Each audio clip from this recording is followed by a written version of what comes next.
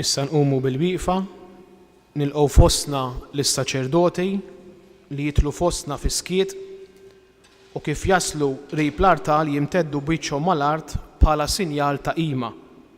U aħna lkoll ninaqdu magħhom u fis-skiet ninżlu għar-kubtejna.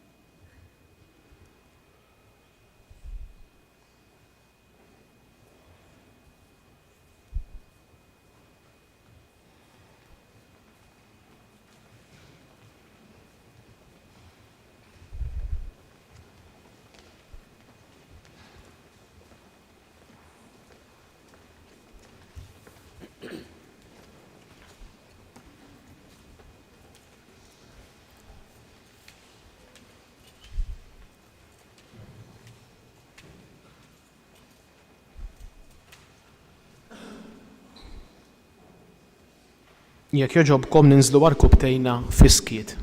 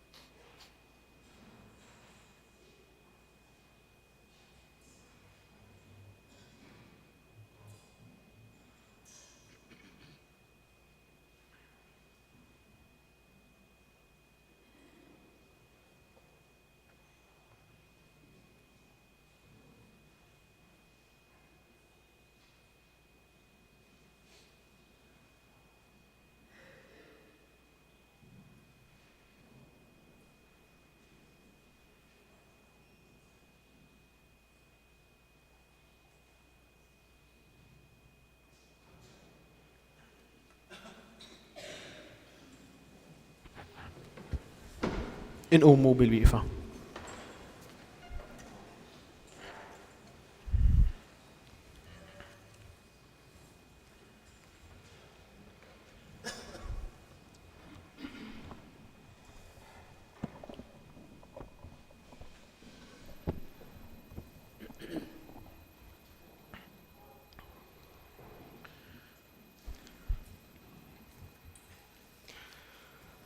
Ftakar fil-ħnina tiegħek mulej u ħares dejjem u qaddes lil qaddejja tiegħek li għalihom ibnek Ġesu Kristu Sidna waqqaf bit-tixrid ta' demmu il-misteru tal-għid u li jgħix u jsaltan għal dejjem ta' dejjem. Amen.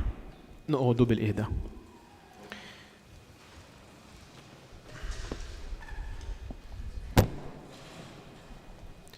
Il-profeta Iżajja jara lill-Messija dak li kellu jitbaxxa u jsofri l-umiljazzjoni biex bit-tbatija tiegħu ifiqu dawk li jħarsu lejh.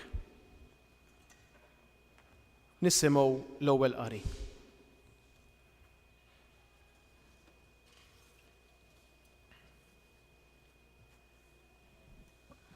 Qari mill-ktieb tal-profeta Iżajja. Araw, il-qaddej tiegħi isib ir-risq, jintrefa', jola u jkun il-fuq minn kulħadd. Bħalma ħafna ndexu minnu għax wiċċu tħassar, donnu ma kienx bniedem, u s-sura tiegħu ma kontx tqisha ta' bniedem. Hekk qatt jistaġbu ħafna ġnus minħabba fih.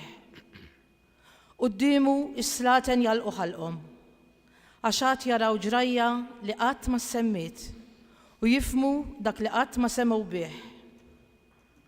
Min kien jemmen dak li smajna u f'min intwera drieħ il-mulej.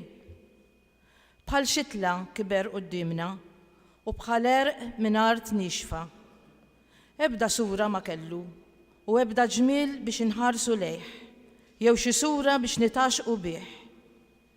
Kien imżeblaħ u mwarrab mill-bnedmin, bniedem li bata u kien jaf x'inhu l-mart.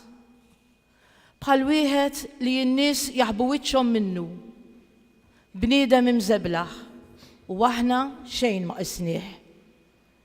Iżda hu rafa' fuqu l-mart tagħna, tabba bin-niket tagħna. Aħna ħsibnieh bħal wieħed ikkastigat, mitluq minn Alla u miġjub fix-xejn. Iżda hu kien miġruħ minħabba fid-dnubietna, misħuq minħabba fi ħżunietna. Għas-saħħa tagħna waqa' l-kastig fuqu u bis-swat tiegħu sibna l-fejqan tagħna. Aħna lkoll bħal naċ mitlufa, kull wieħed minna qabad triq għal rasu. U l-mulej xeħed fuqu il-ħażen tagħna lkoll. Ħaqruh u għat għalihom bla biss ma fetaħ fommu, bħal ħaruf meħud għal-qatla u bħal naġan bikma fit min iġizza ma fetaħx fommu. Bil-forza u l-ħaq neħħewh u min qatt jaħseb fuq xortih? Iva, qaċtuh mill-art tal-ħajjin, minħabba fid-dnub il-poplu tiegħi kien midrub u tawh qabar mal-ħżiena u mal-onja difnuh għalkemm ma għamel ebda deni u minn fommu ma ħareġ ebda erq. Iżda l-mulej oġbu jaksu bil-mart talli joffri ruħu b'sagrifiċċju ta' riparazzjoni u għat jara nisel u jtawwa l-jiemu u r-rieda tal-mulej isseħħ bih. Wara d-batija tiegħu għat jara d-dawl, jiġba bit-tarif tiegħu. Il-ġust jiġġustifika lill-qaddej tiegħu quddiem il-kotra u l-ħażen tagħhom jitabba bih hu. Għalhekk nagħtih il-kotra b'semu u jkollu sem fil-priża mal-qalbenin għaliex hu offra ruħu għall-mewt u kien magħdud mal-midinbin u li neħħa l-ħtijiet tal-kotra u ndaħal għall-midinbin. Il-kelma tal-mulej. Ir-roddu ħajr lill-Alla. Is-Salm 30 li sejrin nitolbu fl-imkien talbu Ġesu fil-mument tal-agonija tiegħu fuq is-salib. Inkantaw fl-imkien il-kelmiet missier nerħi ruħi fidejk.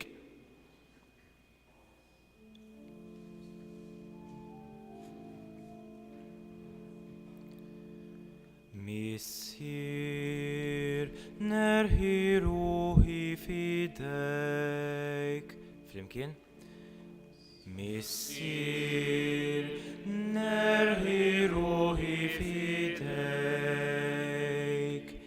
Fik mulej nistken ma jkolli qattax nirex.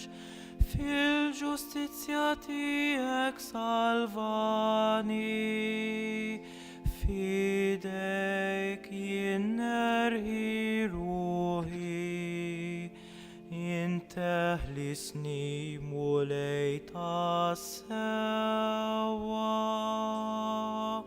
Flimkien? Missier nerħi ruħi fidejk. Minħabba l-dewwa tiegħi kollha jien sirt ħaġa ta' mini kazbara. Jitwerru l-ġirien tiegħi u min jafni jibża minni. Dawk li jarawni barra jaħarbu minni.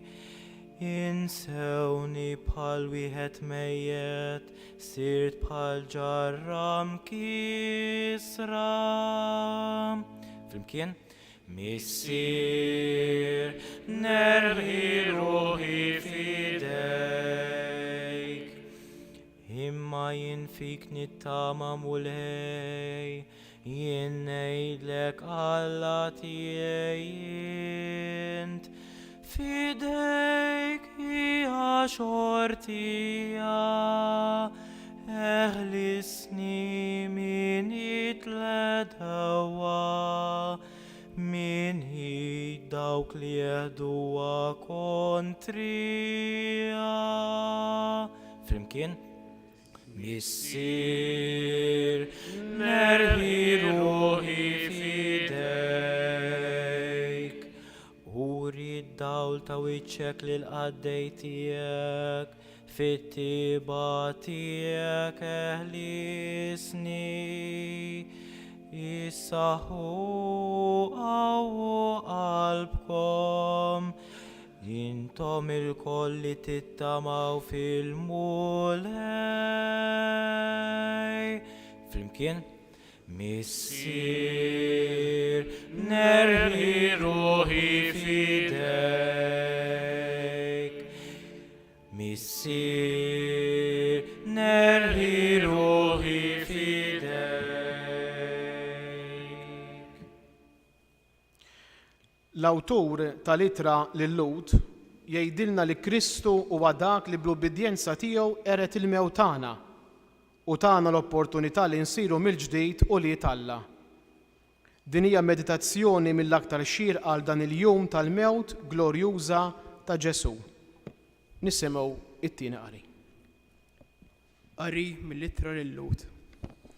Ħuti, meta aħna għandna l-qassis il-kbir li hu tassew kbir, qassis daħal fis-smewiet, Ġesu bin Alla, ħanżommu sħiħa l-fidi tagħna u nisqarruha. Għax aħna m'għandniex il-qassis il-kbir li ma jistax jgħaddi d-djufija tagħna, imma għandna wieħed li kien imġarrab bħalna f'kollox minn barra id-dnub. Ħanersqu mela b'qalbna qawwija lejn it-tron tal-grazzja biex neqgħu ħniena u nsibu f'waqta il-grazzja li neħtieġu.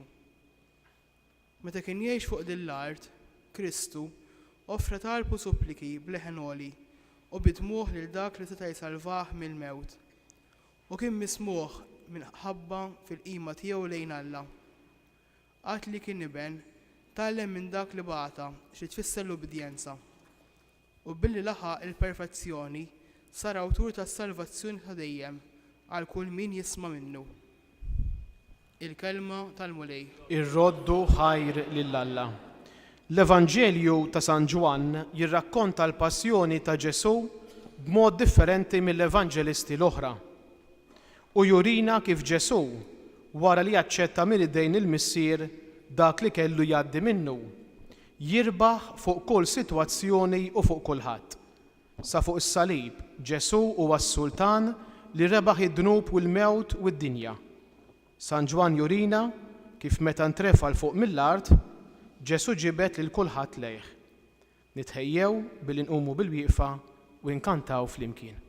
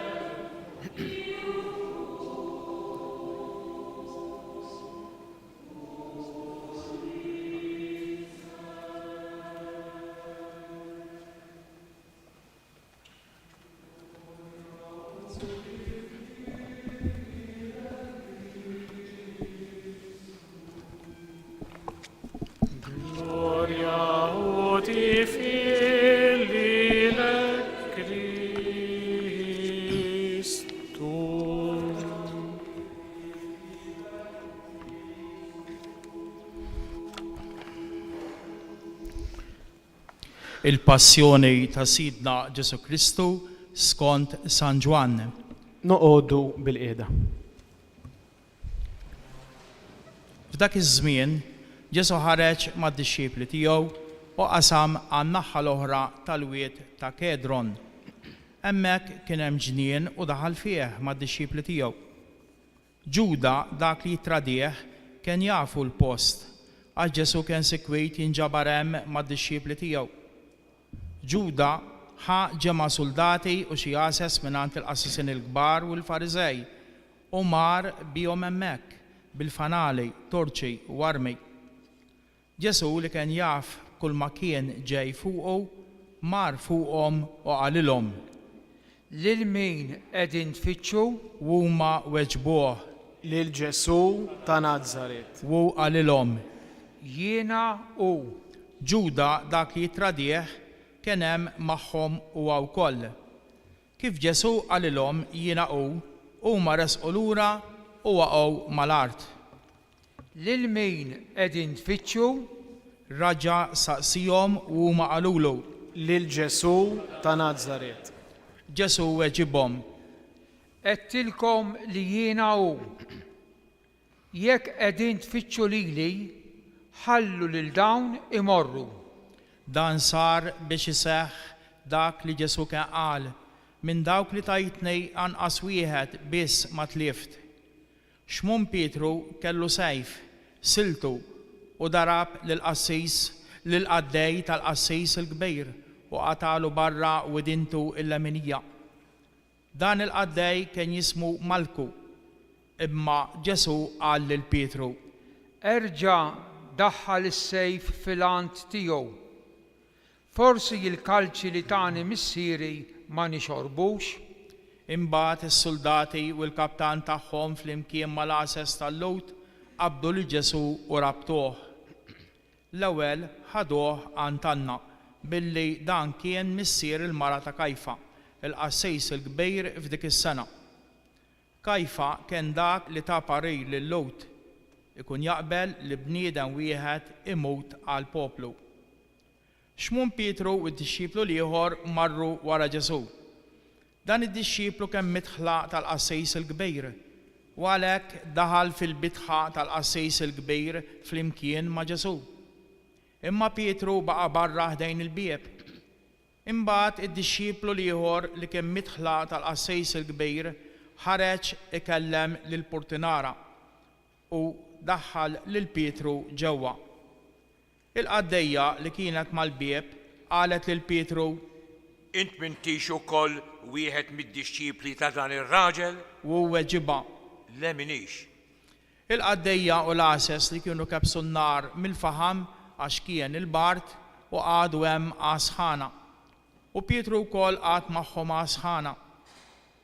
Il-qases il-kbir saqsa lil Ġesu fuq id-dixxipli u t-tagħlim tiegħu u Ġesu jieġbu: Jien tħaddit fil-beraħ quddiem kulħadd. Għallimt dejjem fis-sinagoga u fit-tempju fejn jinġabru bil-lud kollha u bil-moħħbi ma qed xejn. Għalfejn qiegħed tistaqsi lili? Staqsi lil dawk li semgħuni x'qedtilhom. Huma jafu x'qed. Kif qal hekk, wieħed mill-għases li kien ħdejh ta' daqqa ta' ħarta lil Ġesu u qallu: Hekk twieġbu lill-qassis il-kbir? U Ġesu qallu: Jekk jien qed xi ħaġa mhix sewwa, urini fejn.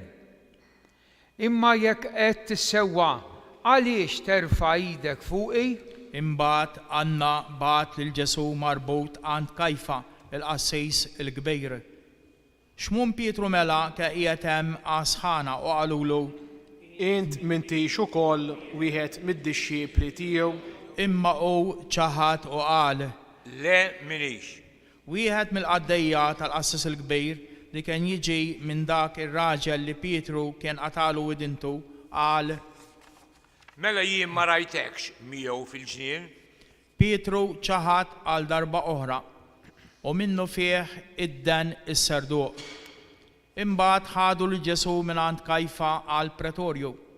Kien filgħodu kmieni huma ma daħlux fil-pretorju għax ma ridux jitnizzu biex ikunu jistgħu jagħmlu l-iklaq tal-għid. Pilatu ħareġ barra ħdejhom u qalilhom. X'akkuża għandkom kontra dan ir-raġel? Huma weġbuh. Li kieku dan ma kienx raġel ħażin, aħna ma konniex natuh fidejk. Pilatu qalilhom. Ħuduh intom u ġġudikaw intom skont il-liġi tagħkom. Imma il-Lowt qalulu. Aħna ma għandna seta noqtlu lil ħadd. Dan ġara biex iseħħ dak li Ġesu kien qal meta fisser kif kellu jmut. Pilatu reġa' daħal fil-pretorju, sejjaħ lil Ġesu u qallu. Inti s-sultan tal-Lut? U Ġesu wieġeb. Dan qiegħed tgħidu int minn moħħok? Jew kienu oħrajn li qalulek dan fuqi? U Pilatu wieġeb. Mela jilludi kien il-poplu tiegħek u l-qassisin il-kbar li tawk fidejja. X'għamilt? U Ġesu wieġeb.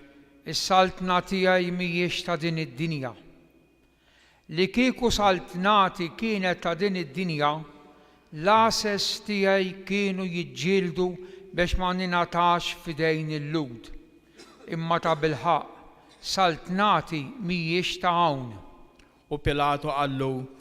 Mela inti s-sultan? U Ġesu wieġeb. Int qiegħed tgħidu jien sultan.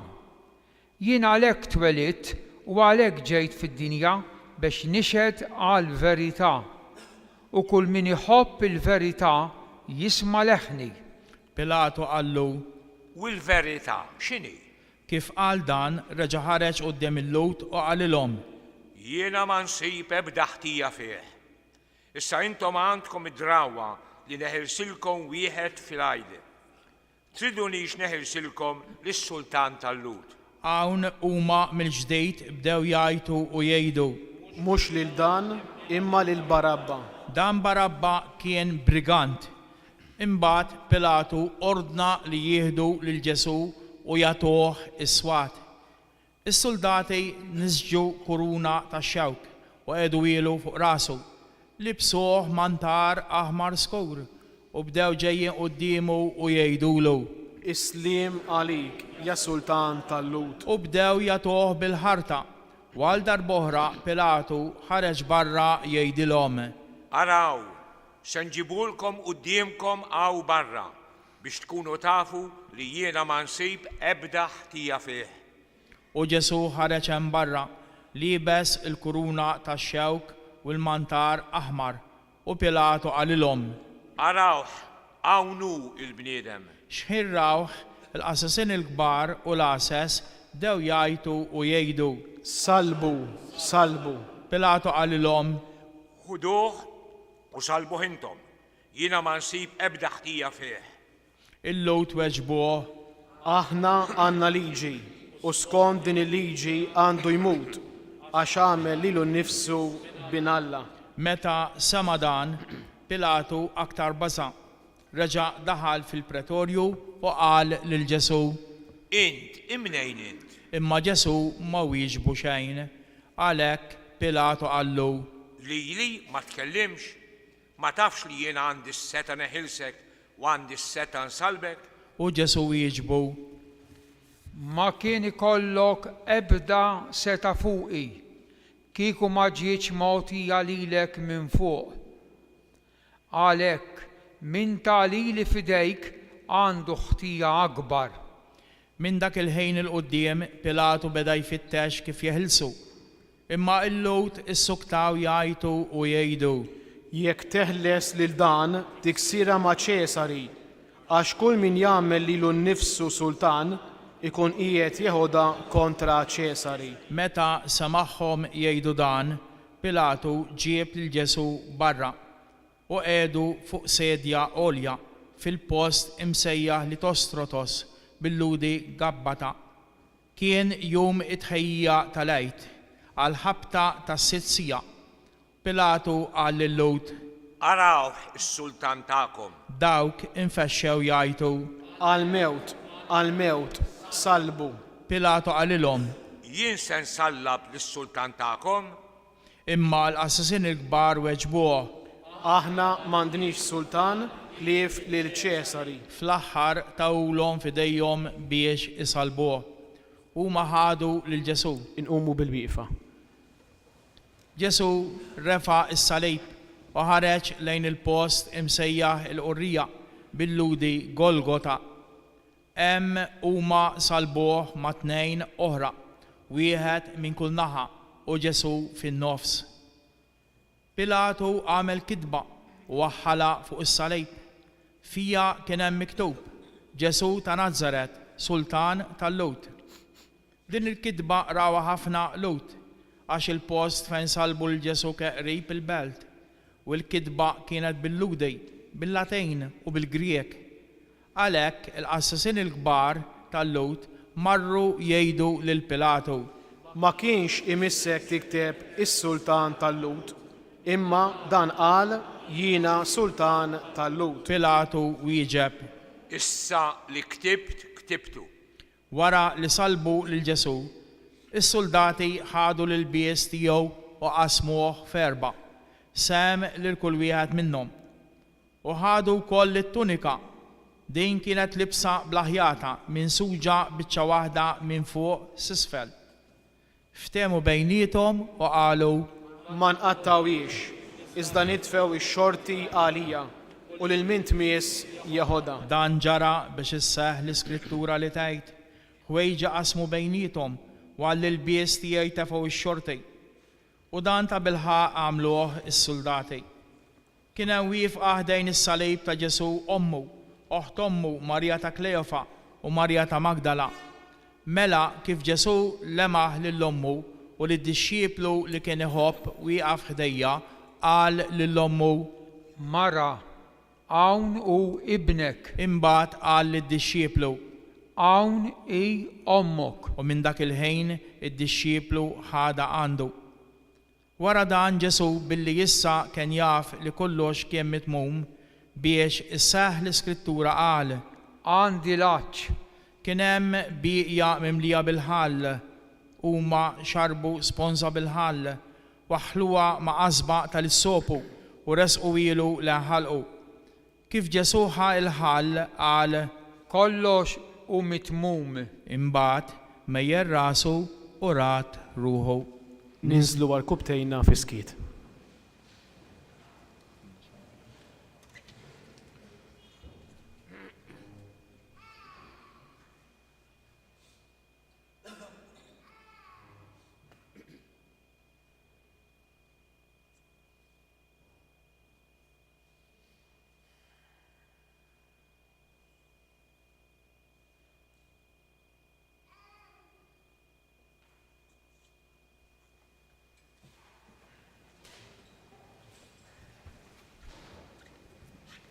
Billi kien jum it-ħejja tal-għid, il-Lud ma ridux li f'jum is-sibt li tsma jibqgħu fuq is-salib, għax dak is-sibt kien jum solenni għalihom. Talbu mela lil Pilatu biex jiksrulhom riġlejhom u jneħħu l-itsma. Għalhekk ġew is-soldati u kisru riġlejn tal-ewwel u tat-tieni wieħed li kienu imsalbejn miegħu. Iżda meta waslu għal Ġesu, billi raw li kien ġa mejjed, ma kisrulux riġlejh. Madankollu wieħed mis-soldati nifitlu ġenbu blanza u minnu fih ħareġ demm u ilma. Dan qiegħed jiġdu mirra bajnejh u x-xhieda tiegħu hija minna. U jaf li qiegħed jgħid il-verità biex intom ukoll temnu. Għax dan ġara biex iseħħ l-iskrittura li tgħid: Ebda waħda minn għadmu ma jkisrulu. U hemm ukoll kitba oħra fl-iskrittura li tgħid: huma għad iħarsu lemmejn nifdu. Wara dan Giuseppi minn Arimateja li kien dixxiplu ta' Ġesu bil-moħbi għax kien jibżaq mill-Lud mar u talab lil Pilatu biex jieħu il-ġisem ta' Ġesu. Pilatu ħallih u ġie u ħa il-ġisem tiegħu.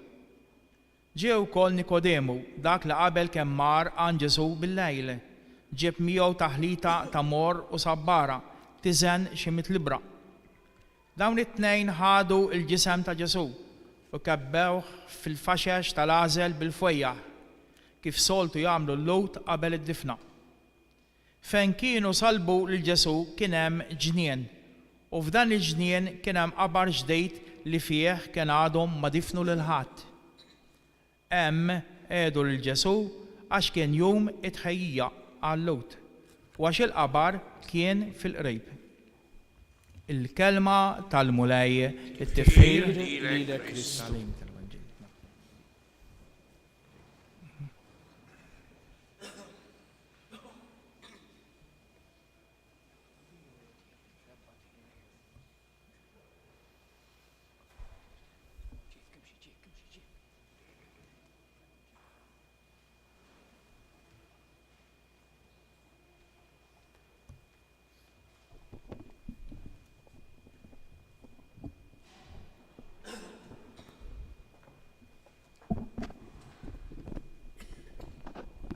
Noqogħdu bil-qiegħda.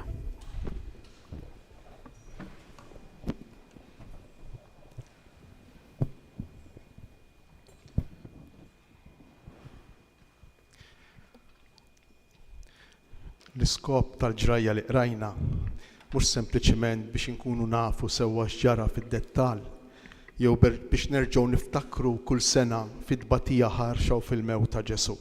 Ikun ftit wisq jekk nieqfu hemmhekk. Bħalma jkun ftit wisq jekk aħna llejla nieqfu sempliċement nosservaw is-sbuħija, l-armonija tal-istatwi u tal-personaġġi fil-purċissjoni. Ikun ftit wisq, ftit wisq. Il-Vanġelu miktub u l-purċissjoni ssejr biex kull wieħed u kull waħda minna inħossuna parti mill-istorja kif fil-fatt aħna. M'hemmx għalfejn nagħmlu sforzi kbar. San Ġwan jirrakkonta din il-ġrajja tal-passjoni bħall-evanġelisti l-oħra. Mhux tant biex jgħidilna fid-dettall x'ġara, imma biex jurina li aħna konna hemm, li aħna qegħdin hemm, li dik l-istorja tagħna. Se nieqaf biss fuq dak li ġara fuq il-Kalvarju u fil-qosor nippruvaw insibu lilna nfusna, jien kull wieħed u kull waħda minnkom insibu l-post tagħna f'din l-istorja li hija tant importanti fl-esperjenza kollha ta' ħajjitna. Meta Ġesu jasal fuq il-Kalvarju, San Ġwan jiddeskrivi dak li ġara f'7 xeni. In-numru 7 huwa għażiż ħafna għal dan l-Evanġelista. 7 xeni. L-ewwel San Ġwan ipoġġi lil Ġesu fin-nofs bejn żewġ ħallelejn jew bejn żewġ nies ħżiena. U jirrepeti San Ġwan. Poġġew wieħed fuq kull naħħa u diġà dan iġelna nifhmu li Ġesu kien fin-nofs, imma jerġa' jirrepeti u jgħidilna Ġesu lil Ġesu tellewh salbuh fin-nofs. It-tieni xena imbagħad iħoddna għand Pilatu illi jagħmel il-kidba. U din il-kidba tafferma b'mod uffiċjali bit-tliet lingwi, il-Latejn, il-Ludi u l-Griek. Jiġifieri proklamazzjoni universali li kulħadd seta' jara u jifhimha. Mhux dawk li kien hemm biss hemmhekk, imma għan-nies tad-dinja kollha. U x'kien fiha miktub? Ġesu Nazzarenu, is-Sultan tal-Lut. Proklamazzjoni. San Ġwan jirrakkonta bħalli kieku aktar minn storja waħda minsuġa fl-istess versi. Għax minn barra, minn banda, aħna nimmaġinaw u naraw traġedja, imma minn taħt San Ġwan qiegħed jorqom, qiegħed jikteb, jiddeskrivi il-glorja ta' Ġesu li bil-mod il-mod tilħaq il-milja tagħha meta jkun fuq is-salib. Il-glorja tal-imsallab. Għal San Ġwan Ġesu fuq is-salib mhux xi ħadd battot, mhux xi ħadd li ċeda, mhux xi ħadd li huwa imkisser u qiegħed jintemm, imma bil-maqlub. huwa s-sultan igglorifikat fil-glorja tiegħu. U allura bir-raġun Pilatu lill-Lut jgħidilhom issa dak li ktibt anki hemmhekk f'dik ix-xena f'dawk iż-żewġ versi għandna għal 7 darbiet il-kelma kidba tikteb jew ktibt. Għal 7 darbiet. Għaliex? Għax qiegħed jitwettaq dak il-ħin, dak li ġie mħejjej fl-iskrittura, fil-kidba, fl-Antik Testament. It-twettieq ta' dak li l-istorja tas-salvazzjoni fl-Antik Testament permezz tal-patriarki, il-profeti ħejjiet, waslet għal-milja tagħha dak il-ħin f'Ġesu imsallab. It-tielet xena hija x-xena tas-soldati li jaqsmu l-ħwejjeġ f'erba ta' Ġesu u jitfgħu x-xorti għal din it-tunika. Il-ħwejjeġ ta' Ġesu mhumiex għajr l-istess identità tiegħu, l-istess persuna tiegħu. B'mod speċjali t-tunika li hija l-intimità tiegħu, dik li kienet misma' ħwejġu, l-istess spirtu tiegħu. U meta San Ġwan jippreżenta lis-soldati, lill-4 soldati li kienu jmexxu il-kundanna, it-twettieq tal-kundanna, jaqsmu l-ħwejjeġ bejniethom, qiegħed jimmaġina San Ġwan illi l-identità ta' Ġesu, il-persuna ta' Ġesu, l-ispirtu ta' Ġesu jinxteret mal-4 tirjieħ tad-dinja, tinqasam f'erba'. U t-tunika tiegħu, il-libsa tiegħu tingħata lil min jitla bix-xorti, lil min tkun b'xortieħ. U min hu dan li hu daqshekk b'xortieħ? Jekk mhux int u jien, kull wieħed u kull waħda minna. Jekk aħna nilqgħuha bidejna din il-libsa minsuġa minn fuq s'isfel mingħajr ħjata li hija id-don ir-rigal tal-Knisja li tikkontjeni li fija l-Ispirtu Qaddis ta' Alla. Ir-raba' xena, l-iktar waħda importanti, l-iktar waħda ċentrali, id-dialogu li jsir bejn Ġesu, il-mara, ommu u d-dixxiplu l-maħbub. Jekk tinnutaw f'dak li qrajna, Ġesu mhuwiex ippreżentat bħala xi ħadd fuq is-salib li ma jiflaħx jitkellem, bħala xi ħadd fuq is-salib li wassal fl-aħħar momenti ta' ħajtu u allura m'għandu moħħ ta' ħadd. Qiegħed sempliċement mitluħ fih innifsu jistenna l-aħħar mument biex jitlaq minn din id-dinja. Le, San Ġwan jippreżentalna Ġesu totalment differenti. Jippreżentalna Ġesu li huwa s-sultan, Ġesu li jiddetta, li huwa l-attur prinċipali ta' dak kollu li qiegħed jiġri. Mill-bidunet tal-passjoni, mill-ewwel ġnien, il-ġnien taż-żebbuġ, lil min qegħdin tfittxu lil Ġesu ta' Nazaret. U jaqgħu lura s-soldati jgħidilna għaliex quddiem is-sultan. Is-sultat jitbaxxa iniżżel rasu biss quddiem is-sultan. Sal-aħħar tal-passjoni, sal-aħħar ġnien, il-ġnien li fih jitfnu lil Ġesu li kif se naraw fil-ġranet li ġejjin, id-difna tiegħu tkun waħda ta' sultan, waħda regali. Saħansitra b'ħafna fwejjaħ b'400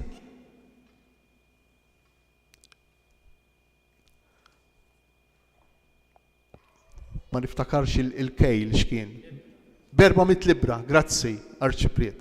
b'400 libra ta' fwieħa li kienet hemmhekk madwar Ġesu ta' kif isser li bil-fwejjaħ kien kollu kemm hu magħmul minn weraq niexef, dak kif isser li dawk l-400 libra imlew saħansitra il-qabar kollu. Dak kif isser li San Ġwan irid jurina li dik id-difna ma kienx difna ta' bniedem kwalunkwe, imma kienet difna ta' sultan. U allura Ġesu minn fuq is-salib idur lejn il-mara, lejn l-om, lejn ommu li kienet wieqfa anke din ma kienx mitluqa, ma kienx ċiduta, ma kienx battuta taħt is-salib.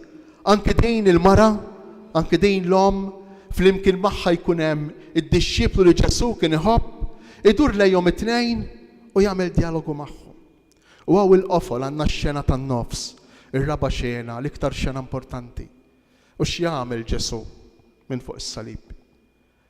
Lill-ommu jgħidilha ara ibnek u lid-dixxiplu l-maħbub jgħidlu ara ommok. Lill-ommu jsejħilha mara. Saħansitra lill-ommu ma jqisix iktar bħala l-om tiegħu.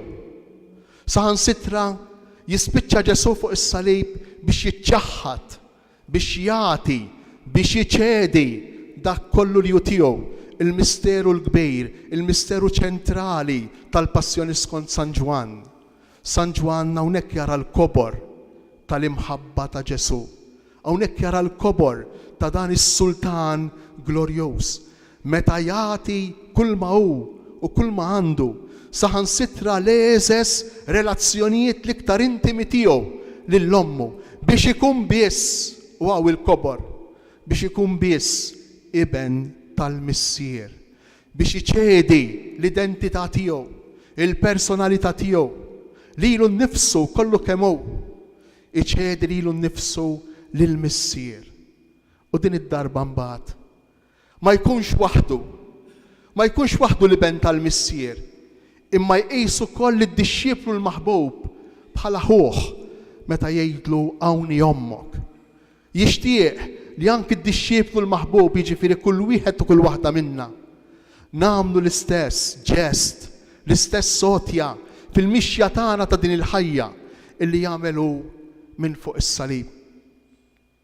Imbagħad il-ħames xena Ġesu jitlob li jixrob għandilaġġ. Kien talab li jixrob Ġesu f'kapitlu 4 tal-Vanġelu ta' San Ġwan lill-mara Sammaritana. Fi kliem ieħor lil din il-mara kien qalilha jien irid nidħol f'relazzjoni miegħek, jien irid inħobbok, għax kien propju fuq il-bjar, fuq il-bejr li jiltaqgħu n-namrati. U Ġesu f'dak il-mument rid jagħmel l-istess ġest, il-ġest ta' Rebekka, il-ġest ta' Ġakob, il-ġest ta' Mosè, fuq il-bjar tal-Antik Testament, din id-darba fuq il-bejr ta' Ġakob, rid jagħmel din l-istedina lill-mara Sammaritana u lil kull wieħed u kull waħda minna irrid nidħol f'relazzjoni miegħek u jerġa' jagħmilha minn fuq is-salib. Irrid inħobbok, ħallini nħobbok. U x'jiġri? Minn flok l-imbejt tal-ferħ, minn flok l-ilma li jaqtalax, dawk li kien hemm taħtu jagħtuh il-ħall, imbejt moddi, imbejt qares. Il-Vanġelu jgħidilna l-3 darbiet li ġie mod lilu il-ħall bil-qasba tal-issopu li tfakkarna fiż-żeba, fid-demm illi bih żabħu il-bibien u il-koxox u l-blajjet tal-bibien tal-Lot meta kienu ħerġejn mill-art tal-Eġittu biex jeħilsu mill-qilla tal-anġlu tal-mewt, tal-anġlu vendikattiv. U x'jiġri? Jiġri illi dak ir-raġel wieħed minnhom jagħtih il-ħall lil Ġesu u l-ħall Ġesu jieħdu jgħidilna l-Vanġelu. Meta Ġesu il-ħall qal kollox mitmum. Xi fisser dan kollu? Ikun kollox mitmum, il-missjoni ta' Ġesu tkun fit-tmiem tagħha, tasal għat-twettiq tagħha, meta kull bniedem jaraf u jifhem kull bniedem, anki dak l-iktar bniedem ħażin, anki dak l-iktar bniedem li ma jafx iħobb, kull bniedem jaraf li Alla jħobbu, li Alla jilqa il-ħal tiegħu, li Alla jaċċettah, li Alla jħobbu kif inhu, hemmhekk jista' Ġesu jgħid kollox mitmum. Imbagħad fix-xena ta' wara, meta Ġesu wara li Ġesu jieħu l-ħall, wara li Ġesu jixrob il-ħall, imbagħad li jiġri huwa illi Ġesu imut minn fuq is-salib, imejjel rasu u jrott ruħu, hekk jgħidilna l-Vanġelu. Imejjel rasu mill-loli, iħares lejn id-dinja mill-loli. Bħal meta fl-Antik Testament Alla mejjel widintu mill-loli biex jisma' l-krejb tal-poplu tiegħu fil-ktieb tal-Esodu biex jinżel u jsalva lil dan il-poplu. U jrott ruħu, mhux sempliċement jagħti ruħu billi jmut, imma jrott ruħu. Għandna l-Pentekoste, għandna l-otja tal-Ispirtu Santu minn fuq is-salib. Ġesu li jagħti l-Ispirtu tiegħu mill-għoli fuq id-dinja. Kemm huma ġrajiet li lilna jdaħluna fihom. Kemm huma ġrajiet li fihom aħna nsibu il-preżenza tagħna, l-irwol tagħna u l-aħħar xena. Billi kien dieħel jum it-tħejjija, is-soldati kisru riġlejn ta' dawk li kienu msalbin miegħu biex ma jżommux fuq saqajhom u jmutu bla sfisija, imutu f'gati. Imma meta jaslu għal Ġesu, billi dan kien ġamejjed ma jiksrux riġlejh. Imma soldat jinfidlu ġembu blanza u jgelgel demm u ilma jgħidilna l-Vanġelu. Joroġ demm u ilma.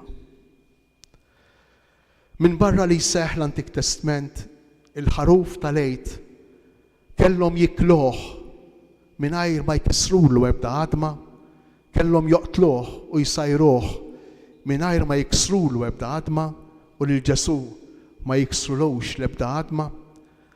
Min barra dan it-twettieq tal-Antik Testament, dak il-ħin kienet qed tiġri xi ħaġa oħra. Kienet qed tiġri xi ħaġa kbira li aħna għadna ngawdu minnha llum. Titwielet il-Knisja. Kif mill-ġemb, mill-kustat ta' Adam, titwielet Eva, jgħidilna San Ġwan Grisostmu, hekk ukoll mill-kustat ta' Ġesu. Joħroġ id-demm, l-Ewkaristija u l-ilma, il-Mamudija, li huma żewġ sagramenti importanti, essenzjali fil-komunità li temmen. L-ilma jissemma dejjem fil-Vanġelu ta' San Ġwan, barra f'kapitlu wieħed, f'kull kapitlu jissemma. L-ilma li huwa sinjal, simbolu tal-Ispirtu Santu, il-Mamudija. U l-Ewkaristija, id-demm. Id-demm li għallutu għal-prinċipju tal-ħajja u għal-enerġija li tagħti l-ħajja. Id-demm, l-għotja tiegħu nnifsu li aħna sallum għadna ngawdu meta nilqowha u naċċettawha, meta nipparteċipaw fija. Ejjew ngħixu dawn ix-xeni, ejjew nħossuna parti minn dawn ix-xeni, ejjew nilqgħu l-Ispirtu li Alla jrid jagħtina, l-Ispirtu ta' mħabba, ta' maħfra, ta' għotja.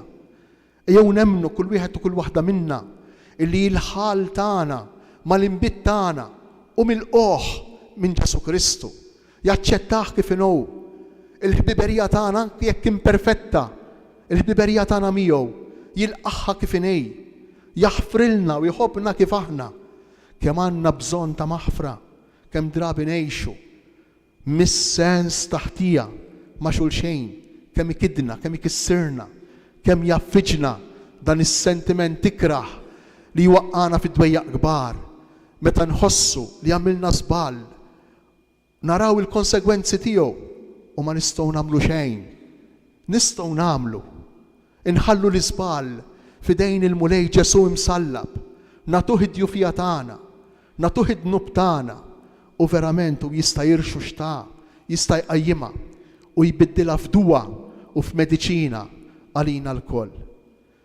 Ejjew illum inkomplu ngħixu din il-ġurnata b'sentimenti ta' ratti l-ħajr għal dak li jagħmel magħna il-mulej, din li mħabba ta' Alla murija lilna f'Ġesu fuq is-salib.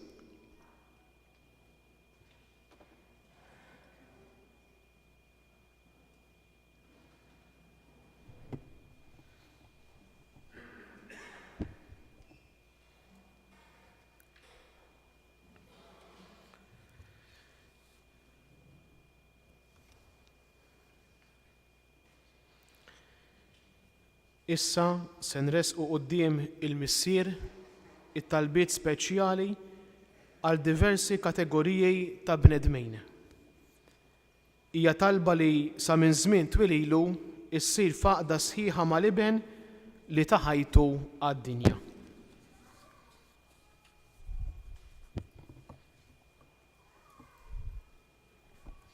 Inqumu bil-wiefa.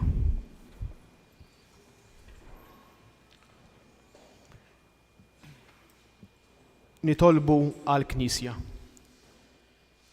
Nitolbu ħuti eżies għall-Knisja qaddisa ta' Alla biex il-mulej Alla tagħna jagħtiha slim u jaqqadha u jħarisha fid-dinja kollha. U lilna jagħtina ħajja ta' kwiet u paċi biex nagħtu glorja lill-Alla l-Missier li jista' kollox. U Alla ta' dejjem li tista' kollox, int permezz ta' Ġesu Kristu u rejt il-glorja tiegħek lil ġnus kollha. Ħares fina l-emil tal-ħnina tiegħek biex il-Knisja tiegħek imxerda mad-dinja kollha tibqa' sħiħa sal-aħħar fil-fidi u fl-istqarrija ta' ismek bi Kristu Sidna. Amen. Nitolbu għal-Papa. Nitolbu wkoll għall Papa Franġisku biex il-mulej Alla tagħna li jażlu bħala isqof iħarsu u jżommu qawwi u sħiħ għall-Knisja mqazza tiegħu ħalli jmexxi l-poplu qaddis ta' Alla. U Alla ta' dejjem li tista' kollox, li l-ħaq tiegħek u s-sies tal-ħolqien kollu, fil-ħnina tiegħek isma' t-talb tagħna, ħares bit-tieba lil Papa magħżula lina u bis-seta tiegħek mexxi lil poplu Nisrani biex jitqawwa aktar fil-fidi tiegħu taħt dan il-qassis il-kbir tagħna bi Kristu Sidna. Amen. Nitolbu għal-fidili kollha ta' kull ordni. Nitolbu wkoll għall-isqof tagħna Anton, għall-isqifiet u l-presbiteri u d-djakni kollha, għall-ministri ta' kull ordni fil-Knisja u għall-poplu kollu tal-fidili.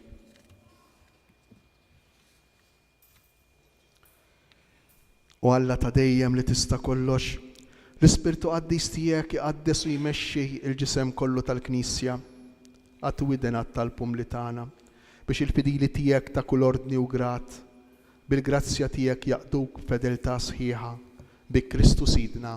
Amen. Nitolbu għal-katekumeni.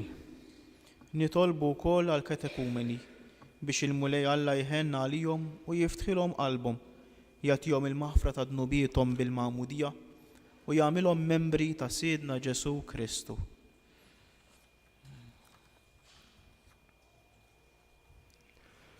U Alla ta' dejjem li tista' kollox, indejjem tkabbar il-Knisja tiegħek buli ġodda għaw il-fidi u l-fema tal-katekumeni tagħna. Għatihom twelid ġdid bil-mawdija u l-qaħħom fost l-uliet adottivi tiegħek bi Kristu Sidna. Amen. Nitolbu għall-għaqda tal-insara. Nitolbu wkoll għal ħutna kollha li jemmnu fi Kristu biex il-mulej Alla tagħna jagħtihom li jħabirku għall-verità u jiġmagħhom u jħarishom fil-Knisja waħda tiegħu.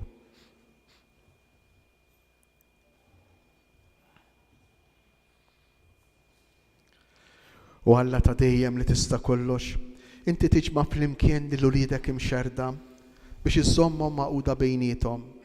Fil-ħnina tiegħek ħares lejn il-merħla ta' ibnek, qaqqad fil-fidi waħda u sħiħa lil dawk li huma kkonsagrati b'magħmudija waħda u orbothom flimkien bir-rabta tal-imħabba bi Kristu Sidna. Amen. Nitolbu għall-Lut. Nitolbu wkoll għall-Lut li lilhom qabel kulħadd waslet il-kelma tal-mulej Alla tagħna. Jagħtihom il-mulej li jimxu l-qudiem fl-imħabba ta' ismu u l-fedeltà mal-patt tiegħu. Nitolbu. Niftakru b'mod partikolari f'dan il-poplu li bħalissa stess għaddej minn inkwiet u minn problemi. U Alla ta' dejjem li tista' kollox, intajt il-wedit tiegħek lill-Abraham u l-nislu il-qabit tieba talb tal-Knisja tiegħek biex il-poplu li ksibt għalik fl-ewwel patt jistħoq li jasal għall-milja tal-fidwa bi Kristu Sidna. Amen. Nitolbu għal dawk li ma jemnux fi Kristu. Nitolbu wkoll għal dawk li ma jemmnux fi Kristu biex l-Ispirtu Santu jagħtihom id-dawl u huma wkoll iseħħilhom jidħlu fit-triq tas-salvazzjoni. U Alla ta' dejjem li tista' kollox, nitolbuk għal dawk li ma jemmnux fi Kristu imma jgħixu ħajja sinċira quddiemek. Għamel li huma jarfu l-verità tiegħek u li aħna nħobbu dejjem iżjed lil xulxin u nfittxu li nifhmu sewwa il-misteru ta' ħajtek ħalli nkunu xhieda aktar perfetti ta' mħabbtek bi Kristu Sidna. Amen. Nitolbu għal dawk li ma jemnux f'Alla. Nitolbu wkoll għal dawk li ma jarfux lil Alla biex b'qalb sinċira jfittxu dak li huwa sewwa u jistħoqilhom isibu lil Alla innifsu. U Alla ta' dejjem li tista' kollox, Int ħlaqt il-bnedmin kollha biex dejjem jixtiequk u jfittxuk, sa ma jsibuk u jistriħu fik. Għamel li l-koll kemm huma minkejja tfixkejl u n-nuqqasijiet ta' kull xorta jifmu s-sinjali tal-ħnina tiegħek u x-xhieda tal-emejjel tajba ta' min jemmen fik biex iġarbu l-ferħ li jistqarruk bħala Alla wieħed veru u l-missier tagħna l-koll bi Kristu Sidna. Amen. Nitolbu għal mexxejja ta' pajjiżna.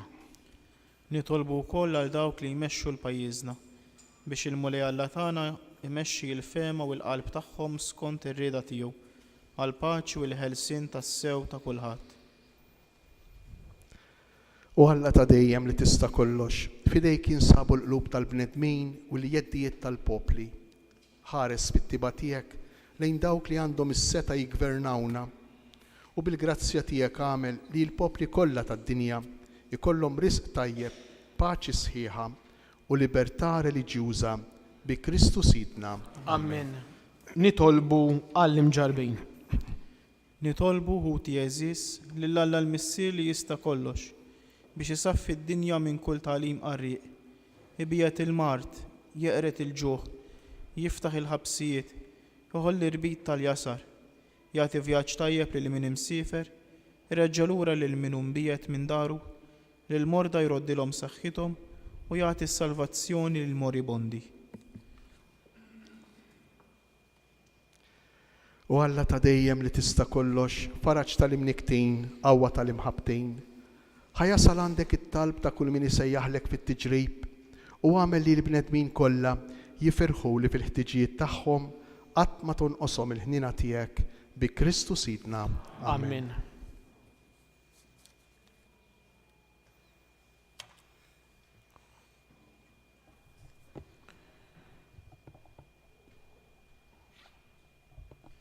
Edin naraw issa li ċ-ċelebrant jinżel ħdejn il-bieb tal-Knisja sabiex minn hemm iġib is-salib u fi 3 darbiet iħabbrilna u jurina l-għowda li fuqha ġie msallab is-Salvatur tagħna biex jaqqadna mill-ġdejt mal-missier. Alla tant ħabna li tal l-ibnu l-waħdini, kull min jemmen fih ikollu l-ħajja. Bħalma l-poplu ludi ħares lejn is-serb tal-bronz magħmul minn Mosè u fiq, hekk ukoll aħna sejrin inqimu s-salib l-għowda tal-fidwa tagħna.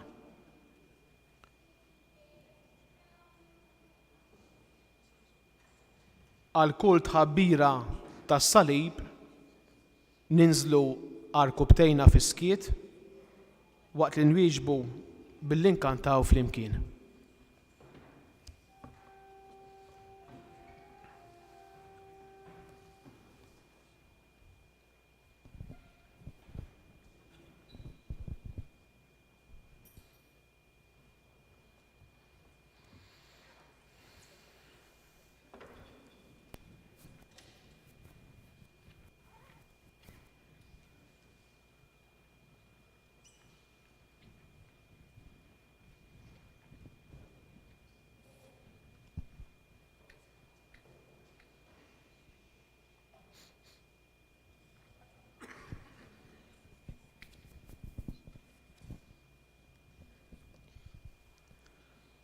Araw l-għowda tas-salib li fuqha Kristu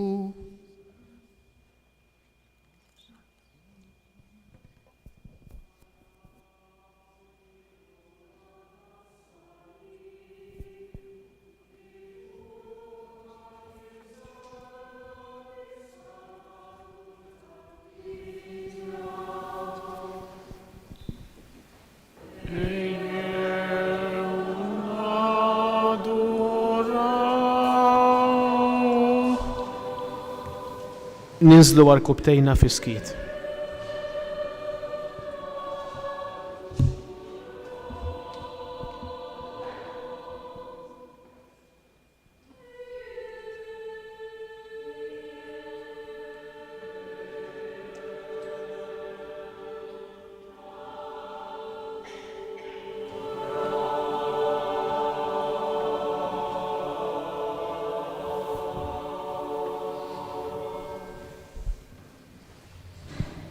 inqumu bil-wieqfa.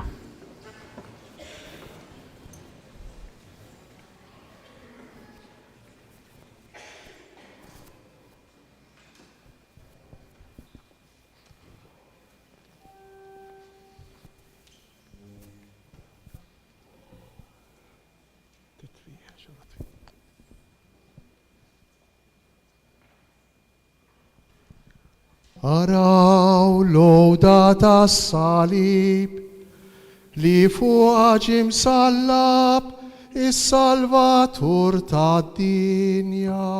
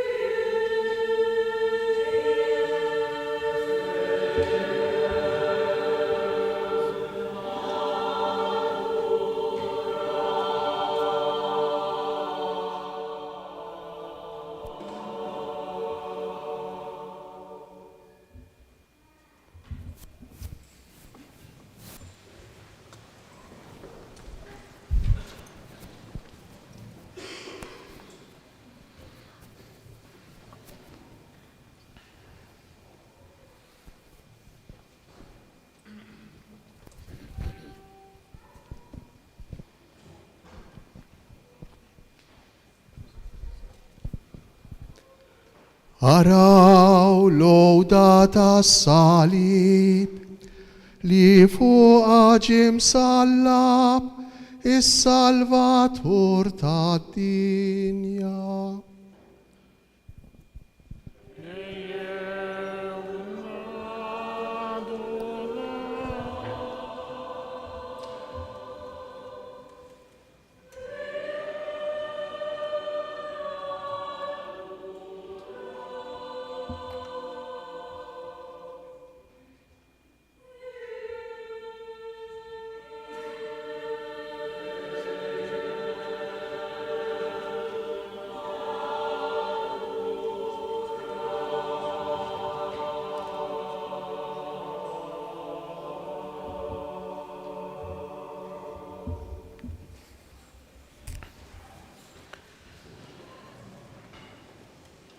Issa li ġejna murija s-salib li fuqu ġie msallab Ġesu, se nersqu lejh u bil-qima kollha nbusuh. Se nitelgħu bħalma nitelgħu fit-tqarbin. L-ewwel jersqu s-saċerdoti u l-abbatini, imbagħad dawk li qegħdin fil-korsija u wara joqorbu tal-ġnub. Inħallu lill-għaxers imexxuna u nżommu skiet.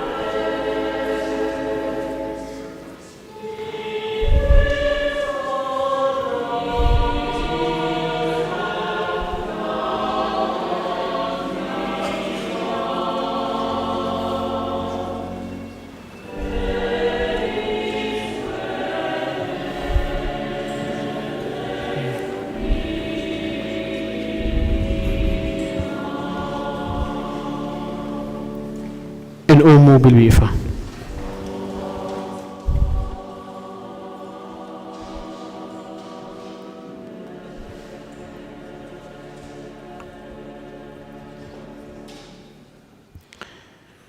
Issa s-salib jitpoġġa fil-għoli fuq l-artal bejn żewġ xemat. Illum jixraq li għalkemm ma jkunx hawn il-preżenza ta' Ġesu fl-Ewkaristija fit-tabernaklu, b'sinjal ta' qima x'inngħaddu minn quddiem is-salib nagħmlu ġenuflessjoni.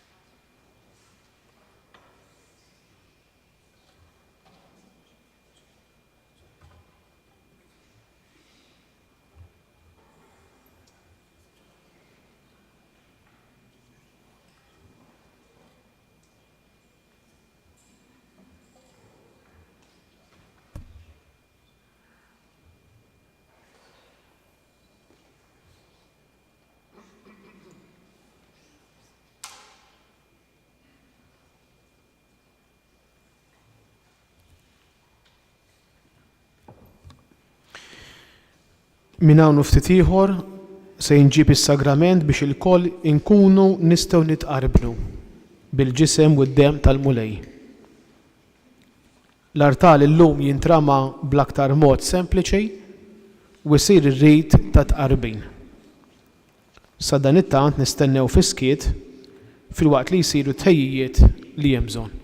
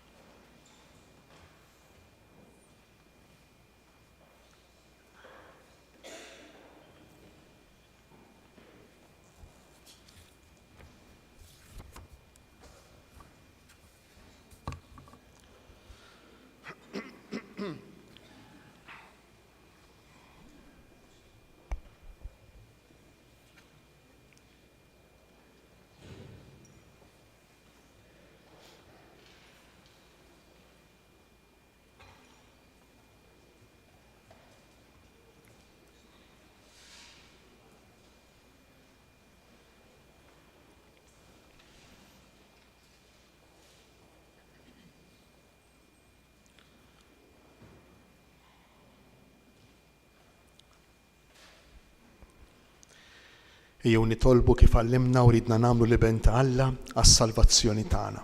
Missirna li inti fis-smewiet jitqaddes ismek, tiġi saltnatek, ikun li trid kif fis-sema hekk da fl-art, ħobsna ta' kuljum għatina llum. Aħfrilna d-nubitna, palma naħfru lil minu ħati għalina, iddaħħalniex fit-tixrid, isteħlisna. Eħlisna nitolbuk mulej minn kull deni, għatina fit-tieba u l-ħnina tiegħek il-paċi fi żmienna biex inkunu ħilsa dejjem midnub u mħarsa minn kull inkwiet.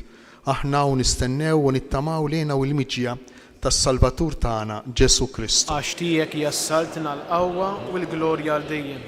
Mulej Ġesu Kristu, li qed lill-apostli tiegħek inħallilkom isliem nagħtikom isliem tiegħi la tħarix lejn nubitna. Iżda ħares lejn il-fidi tal-Knisja tiegħek. Għatija sliem u laqda li jien trid fija int li tgħix fis-saltan għal dejjem ta' dejjem. Amen.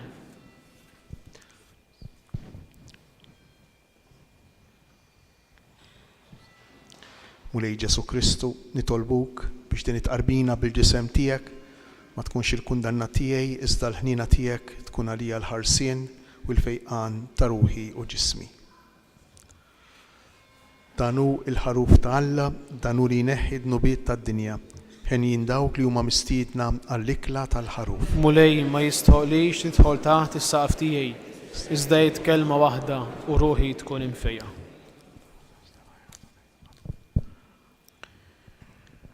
It-qarbejn se jsir bħas-soltu quddiem l-artal fin-nofs u fil-ġnub. Jekk joġobkom inżommu l-ordni u l-ġabra u nitqarbnu fl-aktar post qrib ta' fejn insabu.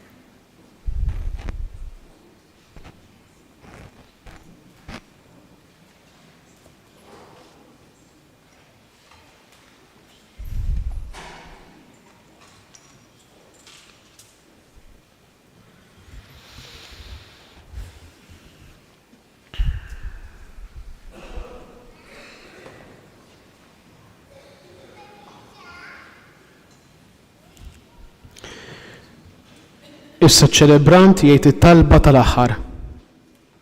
Il-ħruġ isir fi skiet mingħajr kant u aħna wkoll mistiedna biex tintemm iċ-ċelebrazzjoni inħallu dal-imkien fi skiet u l-ġebra. Inqumu bil-wifa.